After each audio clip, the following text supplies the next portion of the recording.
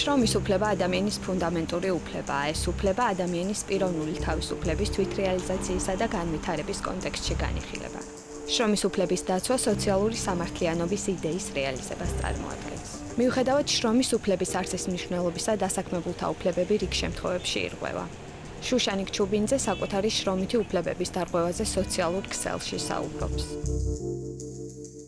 უნდა მემუშავა ცვლებში ერთი დღე დილის 9 საათიდან 5 საათამდე, მეორე დღეს 3-დან 9-მდე, მესამე დღეს 9-დან 9-მდე. ჩემი ყოველთვიური ანაზღაურება შეადგენდა 377 ლარს.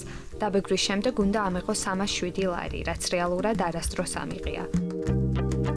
მიუხედავად იმისა, რომ ხელშეკრულებაში ნათლად იყო სამუშაო გრაფიკი გაწერილი, ზემოთ აღწერილი სამუშაო გრაფიკი ფაქტობრივად არასდროს მქონია. მუშაობდი მაღაზიაში, მოლარე კონსულტანტად და ამ მაღაზიაში მიწევდა 8 საათი წესით ყოფილიყო 8 საათიან სამუშაო გრაფიკზე, მაგრამ მიწევდა 12 საათიან სამუშაო გრაფიკები, ასევე 24 საათიანიც ყოფილა ასეთი შემთხვევა. ეს გამოწეული იყო ამ მაღაზიაში პერსონალის ნაკლებობით, რომელიც არის სისტემატიურად. შუშანიკის მსგავსი პრობლემები შეექმნა ნინოსაც, რომელიც ასევე მომსახურების სფეროში მუშაობდა. დაერღვა მისი კანონისმიერი და სახელშეკრულებო უფლებები. საკვების მიღება, როცა მოგინდებოდა, ეს რა თქმა უნდა შეგითანხმებინა, ესე გარკვეულებით გამოყოფილი დრო არ იყო.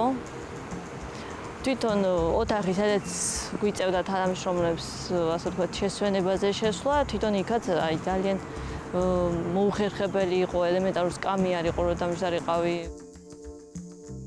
ჩვენ ახლა ვრეკავთ იმ კომპანიის პრესამსახურთან, სადაც ნინო და შუშანიკი მუშაობდნენ. ბატონო. ალიო, გამარჯობა, გადაცემა კომუნიკატორიდან გირეკავთ.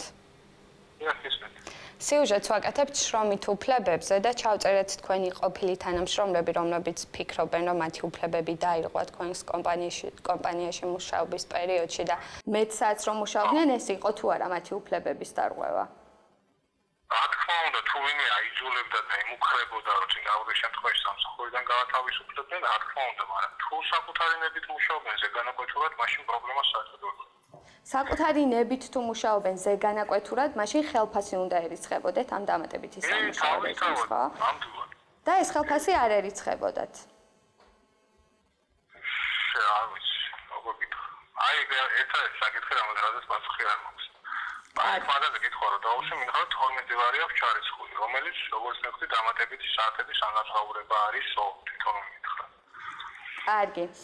მაშინ შემდეგ საკითხს რომ მივადგეთ შესვენების დროსთან დაკავშირებით. ხელშეკრულებაში ასევე წერთ, რომ 1 საათი ქონდათ შესვენების დრო და რეალურად ვერ ისვენებდნენ ამ დროს.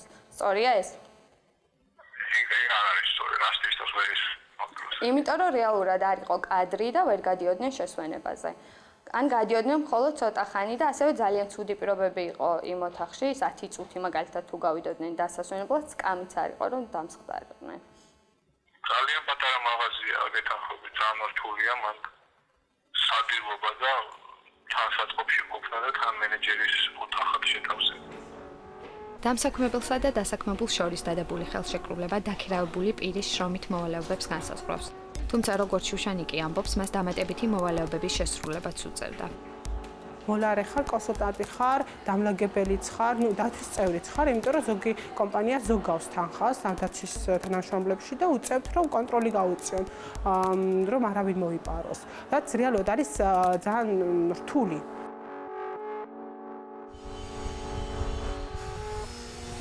შრომის კოდექსში ცვლილებები 2003 წელს განხორციელდა. თუმცა როგორც იურისტები ამბობენ, კერძო სექტორში დასაქმებულთა მდგომარეობა არსებითად არ გაუმჯობესებულა. ზეგანაკვეთური შრომის ანაზღაურება ერთ-ერთ მთავარ პრობლემად რჩება. პრობლემურია ძირითადი სამუშაო დროის ხანგრძლივობაც. სამუშაო კვირა 40 საათით განისაზღვრება, გამონაკლისის შემთხვევებში 48 საათით. რეალურად აი ამ საგამონაკლისო შემთხვევებში ჩამოთვალა იმდენად ბევრი სამუშაო დარგი, რომ თითქმის ყველა დარგი ძალიან ბევრი უმრავლესობა დარგებისა მოხდა 48 საათიან სამუშაო რეჟიმში, როგორც ნორმალურ სამუშაო რეჟიმში. ამას პრინციპში საგამონაკლისო წესი აქცია მთავარ წესად და პირიქით მთავარი წესი იქცია საგამონაკლისო წესად. რაც რა თქმა უნდა ვფიქრობთ, რომ ეს არის გვერდის სწავლა ნორმალური რეგულაციისა, რომელიც დღეს მდგომარეობით ისევ არ გვაქვს. შრომითი ურთიერთობების სპეციფიკურობიდან გამომდინარე მნიშვნელოვანი არსებობდეს შრომითი პირობებისა და უსაფრთხოების კონტროლისა და მონიტორინგის ორგანო, შრომის ინსპექცია. საქართველოში შრომის ინსპექცია ჯერჯერობით არ არსებობს, მაგრამ შეიქმნა შრომის ინსპექტირების დეპარტამენტი. ინსპექტირების დეპარტამენტი, რომელიც შეიქმნა, ის ვერ პასუხობს ამ გამოწვევებს, ის არ არის ადეკვატური ორგანო. კერძოდ ის მხოლოდ იმ შემთხვევაში შედის საწარმოში, თუ მას ამის ნებართვა აქვს და მექანიზმი, რომლის გამოყენებაც მას შეუძლია, ეს არის რეკომენდაცია.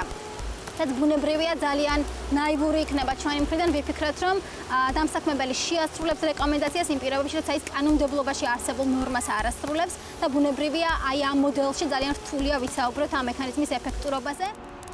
როგორც იურისტები ამბობენ, არსებული შრომითი კანონმდებლობა დამსაქმებელსა და ეკონომიკურ ინტერესებზე ორიენტირებული პოლიტიკის მატარებელია. სახელმწიფოს აქვს შიში, რომ უკეთესი საკანონმდებლო რეჟიმის პირობებში კერძო სექტორი დაზარალოს.